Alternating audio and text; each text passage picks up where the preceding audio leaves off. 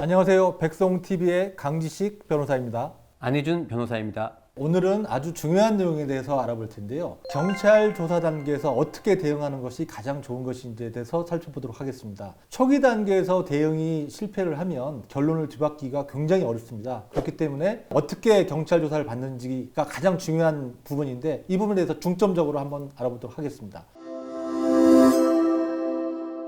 자, 안 변호사님, 경찰에서 소환 통보가 왔어요. 네. 그러면 어떻게 대응을 일단 해야 되나요? 그냥 바로 경찰에 간다 절대 안 됩니다. 먼저 상대방이 무엇으로 고소를 했는지 알아봐야 되는데 알아보는 방법이 있습니다. 아, 그거 어떻게 알아봐야 되나요? 정보 공개 청구를 통해서 고소장을 받아보는 것입니다. 그 정보공개 청구는 개인도 할 수 있나요? 네, 그렇습니다. 아. 정보 공개 포털이라고 인터넷에 치면은 나오고요. 네. 거기에 공인 인증서만 있으면 네. 고소장을 청구할 수 있습니다. 그럼 일단 고소장을 받아본다, 네. 받아봤다. 예. 그 다음에는 어떻게 해야 되나요? 고소장을 정보 공개 청구에서 받아보더라도 요즘은 고소 사실만 보여주는 경우가 많습니다. 그래서 구체적인 사실관계나 증거가 피의자들에게 제시되지 않습니다. 네. 그렇기 때문에 자기가 최대한 사실관계를 확인해보고 그리고 그와 관련한 증거를 모아봅니다. 그래서 고소 사실과 반하는 자기만의 사실을 재구성해보는 게 중요합니다. 네. 그러면 그렇게 이제 고소장을 확인한 뒤에 네. 경찰서에 출석을 하게 됐다. 네. 그러면 이제 조사를 받게 되잖아요. 네. 그럼 조사를 받을 때는 어떤 점을 가장 유의해야 되나요? 가급적 즉답을 피하고 질문의 취지를 잘 생각하는 게 중요합니다. 질문의 취지를 잘못 이해해서 답을 하는 경우가 굉장히 많습니다. 그 질문이 뭔지 한번 머릿속에 더 한번 생각해보고 답을 하는 게 중요합니다. 그러면 이제 바로 즉답을 했다가 아, 그게 아닌데요. 이렇게 되돌리기는 좀 어려운 모양이군요. 되돌릴 수는 있지만 신빙성이 떨어지기 때문에 네. 신중하게 대답하는 게 굉장히 중요합니다. 안 변호사님, 그러면 그 답변할 때 유의할 점이 있나요? 답변을 할 때 네. 자신이 경험한 사실과 의견을 구별해서 진술하고요. 조서에도 그런 취지가 담겨야 합니다. 또 사실 중에도 직접 경험한 일이 아닌 제3자로부터 들어서 알게 된 사실과 자기가 겪은 사실을 구별해서 진술하는 게 중요합니다. 또 하나 더 말씀드리고 싶은 것은 그 어떤 사실을 알게 된 시점도 중요합니다. 조사 기준으로 그 사실을 알고 있는 거와 사건 당시에 알고 있는 게 다르기 때문에 그것도 구별해서 진술하는 것도 굉장히 중요합니다.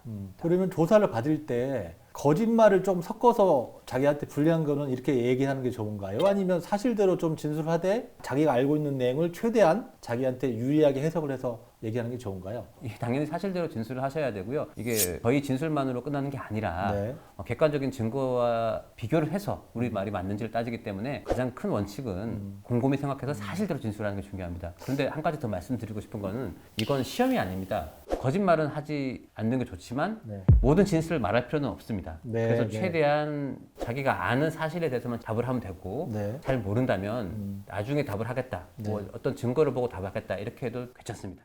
그러면 질문을 듣고 네. 얘기할 때 네. 그냥 앞에를 장황하게 얘기를 하는 게 좋은가요? 아니면 결론부터 이렇게 내고서 뭐 필요한 내용이 있으면 부연 설명을 하는 게 좋은가요? 네, 수사관도 좀 빨리 답을 듣기를 원합니다. 그래서 두 가지식으로 핵심만 먼저 얘기하고 뭐 예를 들면 뭐 맞나요 아닌가요 이렇게 물으면 그에 대해서 예 아니요를 먼저 대답을 하고 거기에 부연 설명을 붙이는 게 훨씬 효율적인 답변이 될 것입니다. 그리고 이제 질문을 하는데 한 가지만 질문하는 게 아니고 네. 몇 가지를 막 묶어서 이렇게 질문하는 경우가 있잖아요. 그러면 답변하기도 좀 어렵지 않습니까? 그러면 어떻게 해야 되나요? 그런 경우에? 네, 맞습니다. 그 보통 조서를 마무리할 때 질문에 그런 경우가 많습니다. 예를 들면 사기죄 같은 경우에 돈을 갚지 않고 당신이 연락을 안 받았으니까 변제 의사와 능력이 없는 거 아니냐 이런 식으로 여러 가지를 묻는 경우가 있는데 그런 경우에 각각의 질문에 대해서 답을 해야 됩니다. 돈을 안 갚은 거 맞다. 그런데 연락을 안 받은 게 아니라 연락은 받았다. 또 변제 의사와 능력이 없는 게 아니라 있다. 이렇게 질문을 끊어서 각각에 대해 답을 하는 게 중요합니다. 가끔씩 보면 이제 수사관님들이 유도 질문을 하는 경우가 있잖아요. 네. 그런 경우에는 어떻게 답변을 해야 되죠? 유도 질문이 불법은 아니기 때문에 가능은 합니다. 그렇지만 거기에 답할 의무도 없기 때문에 사실관계가 다르다고 명백하게 얘기하는 게 좋습니다. 그럼 자기가 질문 내용을 이해하지 못했고 또는 질문 내용을 이해하긴 했지만 답변이 좀 곤란하다. 그럴 때는 그냥 답변을 안 해도 되나요? 예, 맞습니다. 진술 거부권이 있기 때문에 그런 경우 답을 하지 않아도 되고요. 그리고 조금 더 사실관계를 확인하고 답을 하겠다고 해도 좋습니다. 그러면 이제 여기까지 해서 이제 조사를 받았다. 조사가 끝나고 난 뒤에 조서를 출력해가지고 읽어주게 하지 않습니까? 네네. 그런 경우에는 무엇을 중점을 두고 이렇게 좀 조심해야 되나요? 자기가 진술한 대로 조서가 기재되어 있는지를 봐야 합니다. 보통 의뢰인들과 조사를 함께 가보면 조사를 막 1시간, 2시간, 막 길게는 하루 종일 받는 경우가 있는데요. 마지막에 되면 힘이 다 빠져가지고 조서를 꼼꼼하게 안 보는 경우가 많은데 굉장히 위험합니다. 네. 이게 조서라고 하는 게 조사 내용의 핵심만 담아 있는 것이지 자기가 얘기한 걸 다 그냥 녹취하듯이 하는 게 아닌데 예컨대 자기가 예라고 대답했는데 조서에 아니오라 작성이 됐다든지 이러면 이제 안 되지 않습니까? 그런 걸 잘 걸러내야 된다는 거죠. 네, 맞고 자기가 얘기한 것 중에 빠진 부분이 있으면 그것도 적극적으로 채워달라고 얘기를 해야 됩니다. 아, 그럼 채워줍니까? 당연히 채워달라고 하면 채워주고요. 아, 네, 그렇군요. 그래서 이제 조서를 잘 읽어보고 나중에 서명하고 날인하고 뭐 이렇게 하고 나오면 또 뭐 할 일은 없나요? 자기가 진술한 부분에 대해서는 다시 또 정보 공개를 청구해서 확인할 수가 있습니다.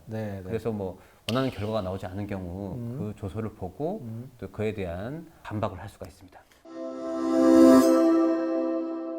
오늘은 경찰 조사를 잘 받는 방법에 대해서 알아봤습니다. 다음번에는 다른 주제로 또 찾아뵙도록 하겠습니다. 네, 오늘 영상은 여기까지고요. 영상 내용이 도움이 되셨다면 구독과 좋아요 부탁드리겠습니다. 영상 끝까지 봐주셔서 감사합니다.